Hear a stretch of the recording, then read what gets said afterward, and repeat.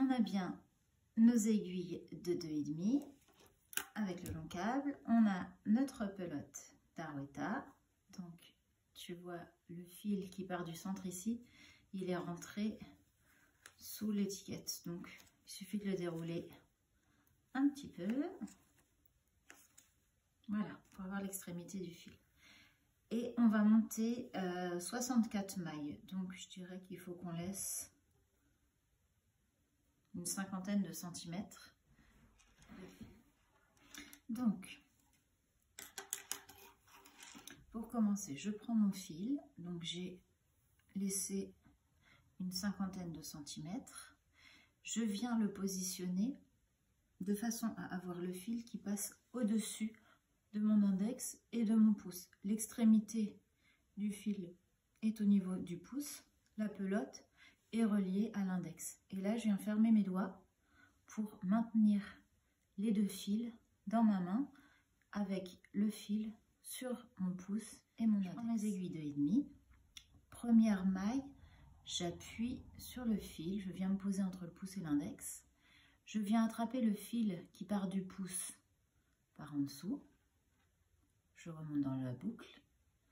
Je tourne mes mains, je viens attraper le fil sur l'index par en dessous, en allant de l'extrémité de mon index vers la main. Et ensuite, je reviens à travers le trou qui est au niveau du pouce. Et là, je peux lâcher mon pouce, tirer mes fils. Et j'ai donc constitué les deux premières mailles. Pas besoin de serrer trop fort, pas besoin non plus que ce soit hyper large. Donc mon index, il est toujours situé sur mon fil. En revanche, le pouce, maintenant, il est libre. Je viens juste le placer dans la boucle, de façon à ce que je me retrouve dans la position initiale, le pouce et l'index avec le fil au-dessus. Et maintenant, je vais simplement tourner mon aiguille pour chercher le fil du pouce par en dessous, remonter à travers la boucle.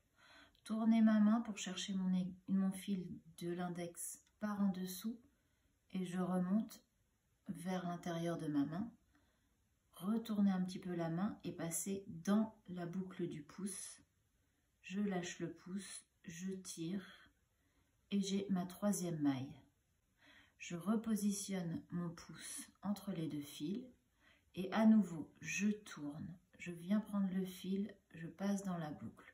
Je pivote, je viens prendre le fil, je passe vers la main, je reviens droit et je repasse par la boucle du pouce. Je tire. Je repositionne mes doigts, donc éventuellement je peux relâcher un peu mes fils de la main pour refaire de la tension.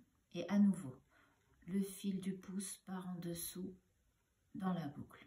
Le fil de l'index part en dessous vers la main et la boucle du pouce et je relâche. Je repositionne mes doigts, le fil du pouce part en dessous dans la boucle, le fil de l'index part en dessous vers la main et la boucle du pouce, je relâche.